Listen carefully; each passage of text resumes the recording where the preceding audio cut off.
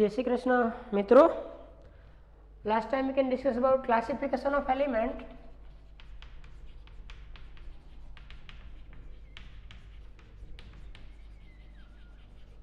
And periodicity in properties. Classification of elements and periodicity in properties. From this we can discuss both now. Mainly we can discuss classification of element very deeply, and we can discuss also periodicity in properties also. But now here last portion of the chapter is trends in periodic properties, which is generally chemical reactivity. Now we can think about trends or periodic trends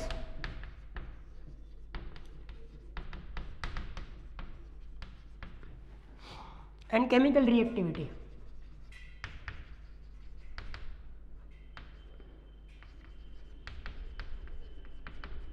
Matlab, what is the trend of chemical reactivity of the elements through the periods and groups or in periodic table, which you can discuss here. It is the last point. Suppose if we can draw the periodic table, then it is like that. From that, here we can have alkali and alkaline earth metals.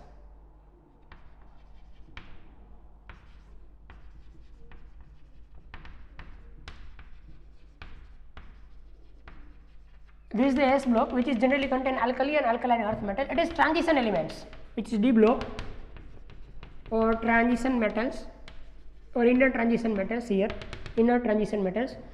And we can goes into the P block, then here metallic portion, here semi metals, and here non metals. It is metal, semi metal, and non metals.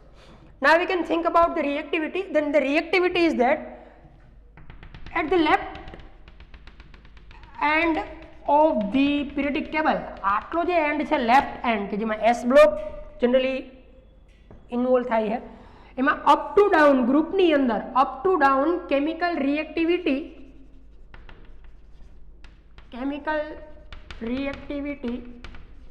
is increases. मतलब कि up to down આવશો તો chemical reactivity increase થતી જશે left portion ની અંદર. આ જે લેફ્ટ પોર્શન છે બરાબર પીરિયોડિક ટેબલનો, એમાં તમે ગ્રુપમાં અપ ટુ ડાઉન આવશો, generally it is made up of S block, તો કેમિકલ રિએક્ટિવિટી ઇન્ક્રીઝ થશે. અને જે લેફ્ટ પોર્શન છે આ આટલો પોર્શન, અહીંયા તો નોબેલ ગેસીસ છે, જનરલી એને તો આપણે કન્સિડર કરતા જ નથી. આ જે સોરી રાઇટ પોર્શન છે પીરિયોડિક ટેબલનો રાઇટ પોર્શન, એમાં તમે અપ ટુ ડાઉન આવશો આ પોર્શનમાં, અહીંયા તમે અપ ટુ ડાઉન આવશો, then chemical reactivity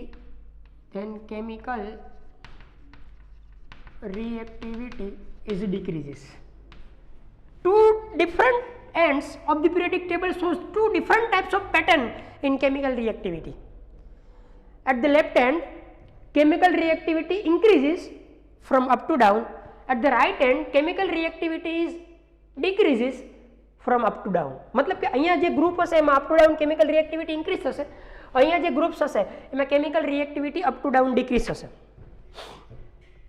yes, generally આવું હશે કે કેમિકલ રિએક્ટિવિટી આવી રીતના તમે વિચારશો તો ફર્સ્ટ ડિક્રીઝ થશે, then increase, because અહીંયા આલ્કલી છે, આલ્કલીથી થોડીક ઓછી રિએક્ટિવ આલ્કલાઇન હોય, પછી ડી બ્લોકની અંદર રિએક્ટિવિટી ડિક્રીઝ થાય, અહીંયા સુધી રિએક્ટિવિટી ડિક્રીઝ થાય અપ ટુ 13-14 ગ્રુપ, પછી 14 થી 17 સુધી તમે આવશો તો ફરીથી રિએક્ટિવિટી ઇન્ક્રીઝ થશે. આખી વાત સમજાઈ ગઈ મિત્રો?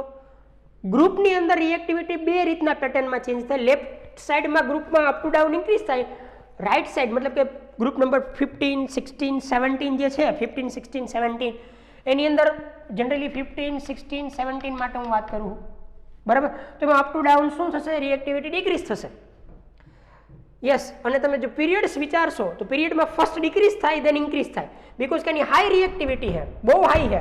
પોતાના પીરિયડમાં જો હાઈમાં હાઈ રિએક્ટિવ હોય તો એ આલ્કલી મેટલ છે, દેન ધીમે ધીમે ઇન્ક્રીઝ થશે ડી બ્લોક તરફ, અહીંયા 14 13 14 તરફ, પછી 15 થી 16 17 તરફ આવશો તો ઇન્ક્રીઝ થશે. Now what is the reason behind this pattern? Why this left end shows up to down તમે આવો તો એમાં શા માટે કેમિકલ રિએક્ટિવિટી ઇન્ક્રીઝ થાય? It is due to delta HI, because generally it is alkali metals and alkaline earth metals. આ generally કોણ છે? તો કે આલ્કલી મેટલ્સ અને આલ્કલાઇન અર્થ મેટલ, બરાબર. જે લેફ્ટ હેન્ડમાં છે એ આલ્કલી મેટલ્સ છે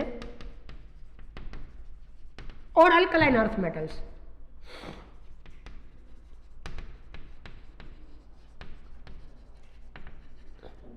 તો એ કોના કારણે રિએક્ટિવ હોય? તો કે રિએક્ટિવ હોવાનું રીઝન છે ઇલેક્ટ્રોનનું donation of electron or donate electron. એ જ્યારે કેમિકલ રિએક્શનમાં જાય, જ્યારે કેમિકલ રિએક્શન કરે ત્યારે રિએક્ટિવ એટલા માટે છે મિત્રો કે ઇલેક્ટ્રોન ડોનેટ કરે છે. તો ઇલેક્ટ્રોન ડોનેટ કરવાનો જે પાવર છે, ઇલેક્ટ્રોન ડોનેટ કરવાની જે કેપેસિટી છે કોના દ્વારા આપવામાં આવે? Delta HI.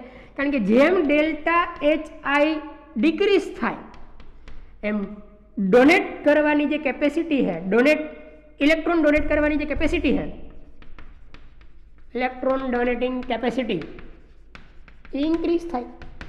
કારણ કે લેસમાં લેસ એનર્જી જો આપવી પડતી હોય તો એ ફટાફટ ઇલેક્ટ્રોન રિલીઝ થઈ જાય. સમજો હો ને?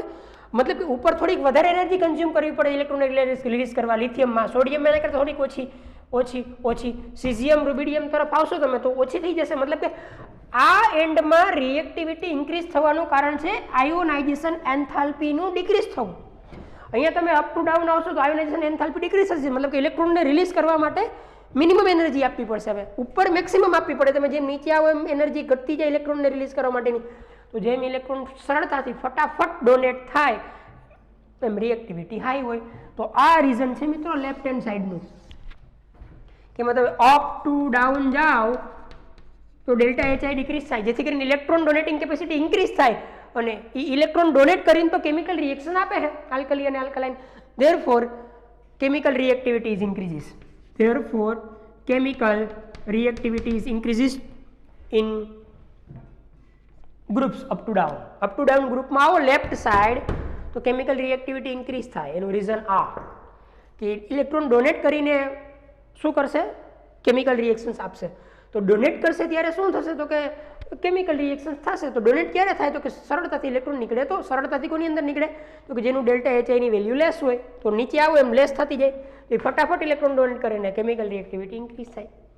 Now we can think about the right side. Why this shows a totally reverse trend from left? Because અહીંયા બધા જનરલી 15 16 એલિમેન્ટ્સ ગ્રુપના જે એલિમેન્ટ્સ છે એના આઉટર મોસ્ટમાં 5 6 અને 7 ઇલેક્ટ્રોન છે. Outer most electron, valence electron. તો જનરલી ડોનેટ કરીને રિએક્શન નથી આપતા. જનરલી કાં તો પાર્ટનરશિપ કરશે, આઈધર એ ઇલેક્ટ્રોનને ગેઇન કરશે. હવે ઇલેક્ટ્રોન ગેઇન કરવાની કેપેસિટી છે એ આયોનાઇઝેશન એન્થાલ્પીથી ન અપાય. આ શું કરે? તો કે ઇલેક્ટ્રોન 1 ઓર 2 ઓર 3 ગ્રુપ નંબર 17 હોય તો એ 1 ઇલેક્ટ્રોનને ગેઇન કરે, આ હોય તો એ 2 ઇલેક્ટ્રોન ગેઇન કરે. ગ્રુપ નંબર 16 અને ગ્રુપ નંબર જો 15 હોય તો એ 3 ઇલેક્ટ્રોન ગેઇન કરે અને રિએક્શન આપે. કારણ કે ઓક્ટેટ કમ્પ્લીટ કરવા માટે એને according to group number 61 electron ઘટતો હોય. ગ્રુપ 17 માં 1 ઇલેક્ટ્રોન ઘટતો હોય, 16 માં 2 ઘટતો હોય, એમાં 3 ઘટતો હોય. હવે ઇલેક્ટ્રોન જે ગેઇન કરવાની કેપેસિટી છે. હવે જો રાઈટ સાઈડની હું વાત કરું તો એમાં ગ્રુપમાં હું અપ ટુ ડાઉન જાઉં, અપ ટુ ડાઉન ગ્રુપમાં અપ ટુ ડાઉન તો કેમિકલ રિએક્ટિવિટી ડિક્રીઝ થાય. રીઝન એ છે કે ઇલેક્ટ્રોન ગેઇન કરીને રિએક્શન આપશે. આ રિએક્શન ક્યારે આપે? તો કે ઇલેક્ટ્રોન ગેઇન કરીને. આથી ટોટલી રિવર્સ છે. આ ઇલેક્ટ્રોન ડોનેટ કરીને રિએક્શન આપે, ઓલા ઇલેક્ટ્રોન ગેઇન કરીને આપશે. તો ઇલેક્ટ્રોન ગેઇન કરવાની કેપેસિટી મિત્રો કોનાથી આપવામાં આવે? તો કે delta HEG, electron gain enthalpy. We knows that from up to down the negative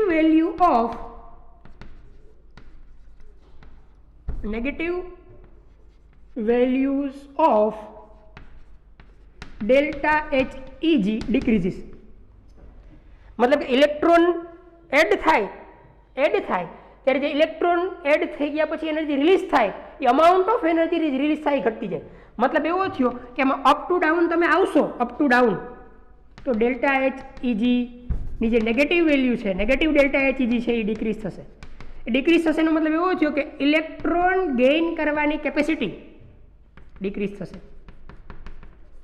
અને ઇલેક્ટ્રોન ગેઇન કરવાની કેપેસિટી ડિક્રીઝ થાય એટલે એની કેમિકલ રિએક્ટિવિટી ડિક્રીઝ થાય. મિત્રો ટોટલી ડિફરન્ટ રીઝન હે because both are totally different to give A reaction. આ electron donate કરીને reaction આપે એટલે એના માટે અમારે ડેલ્ટા એચઆઈ કન્સિડર કરવો પડે.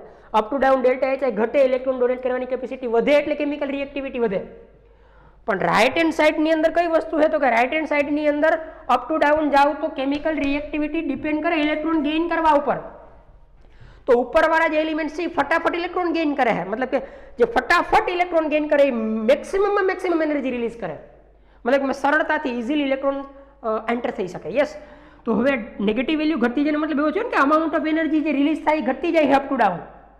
અપ ટુ ડાઉન આનો મતલબ એવો થયો કે up to down amount of, તમે જરાક મોટું ઝૂમ કરીને લખજો, અમાઉન્ટ ઓફ રિલીઝ એનર્જી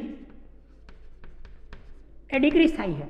મતલબ કે ઇલેક્ટ્રોન સાથે એની જે એફિનિટી છે એ ડિક્રીઝ થાય છે, ઇલેક્ટ્રોન સાથે જે બાઇન્ડ થવાની જોડાવાની કેપેસિટી છે એ ઘટતી જાય છે, ધેરફોર રિએક્ટિવિટી ઘટતી જાય. અહીંયા આ રિસ્પોન્સિબલ છે, અહીંયા આ રિસ્પોન્સિબલ છે. Both terms are different, shows a different trends toward the chemical reactivity. Left terms ની અંદર અપ ટુ ડાઉન આવશો તો કેમિકલ રિએક્ટિવિટી ઇન્ક્રીઝ થશે due to the decrease of delta HI, અને રાઇટ ટર્મ ની અંદર અપ ટુ ડાઉન આવશો તો કેમિકલ રિએક્ટિવિટી ડિક્રીઝ થશે due to decrease in delta EG value or negative value of delta Eg. I think you will be understand about that. Clear? Now lastly we can discuss about nature of oxides.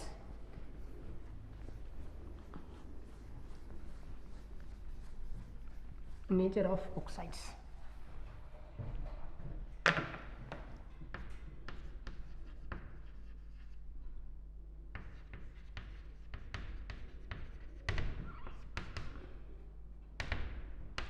હું generally વાત કરું છું,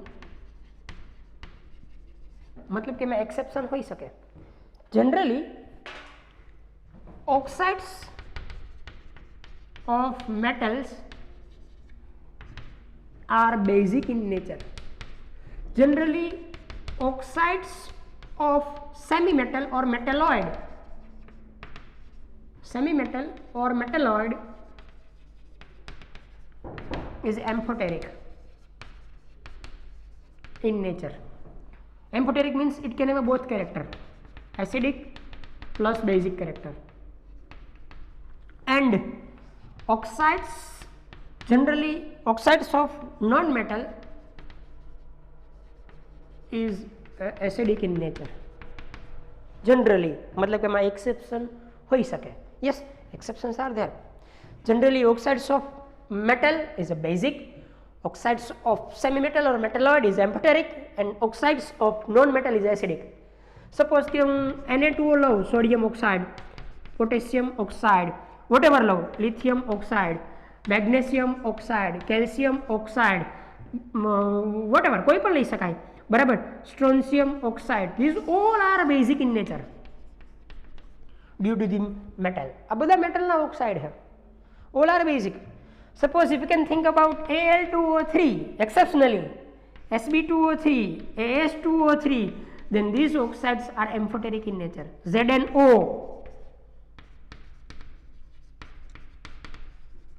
BeO, एक exception है BeO, beryllium oxide, which you can study deeply. Yes, આ metal નો હોવા છતાં પણ એમ્ફોટેરિક છે, which you can study deeply in S block element. અત્યારે ખાલી તમે રિમેમ્બર કરજો Al2O3, As2O3, Sb2O3, ZnO, SnO, these all are amphoteric in nature. Remember જ કરવાનું છે, એક્સેપ્શન છે બધા. બધા એટલે મતલબ કે આ નથી મેટલનો છે, આ પણ મેટલનો છે, આ તો જોઈ શકાય કે સેમી મેટલ છે એટલે થાય, આ મેટલનો હોવા છતાં પણ એમ્ફોટેરિક છે. And next one is acidic. Suppose we can have Cl2O7, N2O5, N2O3, P4O10, whatever, SO3, these all are acidic because it is the oxides of non-metal. And some oxides are there exceptionally which can have a neutral nature, which is always and always 4.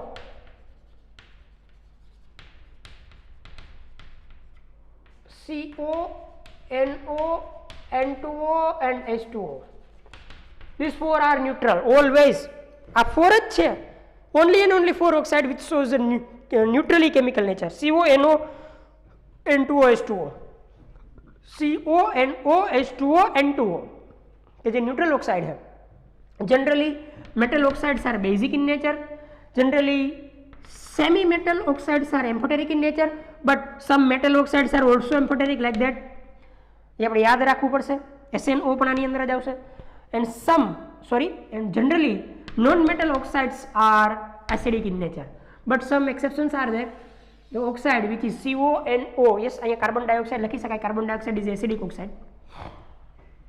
CONO, N2O, H2O, these four oxide are generally neutral. આ fix જ છે, આ ચાર neutral જ હોય. આની અંદર અને આની અંદર જ એક્સેપ્શન હોઈ શકે બધામાં, પણ એ આપણે યાદ રાખવાના કે ભાઈ BeO, Al2O3, SNO, ZnO, Sb2O3, H2O3, these all are amphoteric in nature. Clear? Exceptional છે બધા, યાદ રાખવાના. અને જે નોન મેટલના ઓક્સાઇડ છે જનરલી એ બધા કેવા હશે? એસિડિક. હજી એક મિત્રો વાત કરી દઉં તમને, જેને લેન્થેનાઇટ કોન્ટ્રાક્શન કહેવાય. Then after we can over the chapter. Lanthanide હું થોડુંક આછું એવું કહીશ, બહુ ડીપમાં નહીં. We can draw the picture of D block in which we can have four series. First transition series, તમે full form લખજો. Second transition series, here third transition series and fourth transition series. અહીંયા લેન્થેનમ હોય, અહીંયા એક્ટિનિયમ હોય, પછી અહીંયા હાફનિયમ આવે direct, અહીંયા RF આવે, રુથરફોર્ડિયમ. હવે તમે જાણો છો મિત્રો કે અહીંયાથી આની પાછળ બીજા 14 એલિમેન્ટ્સ છે જે આપણે નીચે લખતા હોઈએ, વિચ ઇઝ લેન્થેનોઇડ્સ. આની પાછળ પણ બીજા 14 છે વિચ ઇઝ એક્ટિનોઇડ્સ. હવે શું થશે મિત્રો, તો કે લેન્થેનમથી અહીંયા આવશો તમે, લેન્થેનમથી હાફનિયમ તરફ આવશો એટલે શું થવું જોઈએ, તો કે જનરલી સાઇઝમાં ઘટાડો થવો જોઈએ. લેન્થેનમ કરતાં હાફનિયમની સાઇઝ ઓછી હોવી જોઈએ. બરાબર. હવે અહીંયા આ જે હોય સેકન્ડ સિરીઝ, બરાબર, એનું એલિમેન્ટ હોય એના કરતાં આની સાઇઝ ઓછી હોય.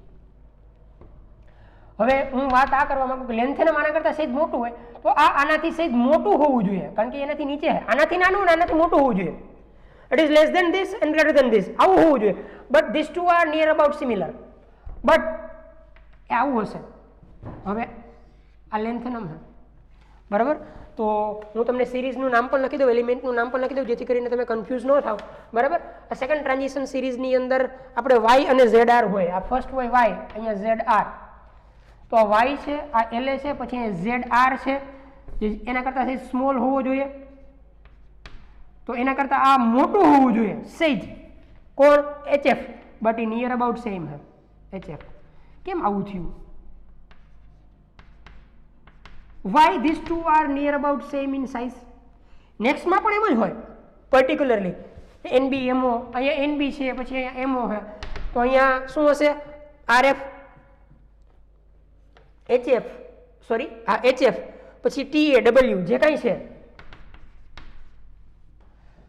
તો આ બે નિયર અબાઉટ સેમ હશે સાઇઝમાં, આ બે નિયર અબાઉટ સાઇઝમાં સેમ હશે. વાય? નહીં તો જનરલી આના કરતાં મોટું હોવું જોઈએ, એના કરતાં આ બીગું હોવું જોઈએ, એના કરતાં બીગું જોઈએ. પણ આવું શા માટે થયું? The reason is lanthanoid contraction.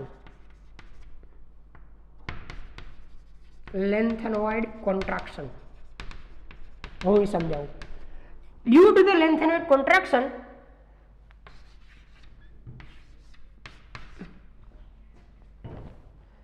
Column number 4 થી થર્ડ ટ્રાન્ઝિશન સિરીઝ અને સેકન્ડ ટ્રાન્ઝિશન સિરીઝ, આ સેકન્ડ ટ્રાન્ઝિશન સિરીઝ છે અને થર્ડ ટ્રાન્ઝિશન સિરીઝ છે, એના સેમ ગ્રુપના એલિમેન્ટ્સ જે છે આ એની સાઇઝ નિયર અબાઉટ સેમ થઈ જાય. રીઝન ઇઝ ધેટ કે શું થયું મિત્રો ખબર છે? તો કે તમે લેન્થેનમથી હાફ નિયમ તરફ આવ્યા, લેન્થેનમની ઇલેક્ટ્રોનિક કોન્ફિગરેશનથી તમે હાફ નિયમ તરફ આવ્યા ત્યારે એની અંદર બીજા વચ્ચે 14 એલિમેન્ટ્સ આવી ગયા, કે જે 14 એલિમેન્ટ્સની અંદર 4F ફિલ્ડઅપ થઈ. કારણ કે અહીંયાથી તમે અહીંયા આવ્યા તો અહીંયા મેં તમને ડાયરેક્ટ લખાવ્યું હતું ભાઈ 4F14 લખી નાખો. પહેલાં 4F14ના કારણે શું થયું તો કે પહેલાં આવું હતું. જો હું આની અંદર લખાવવા માંગુ છું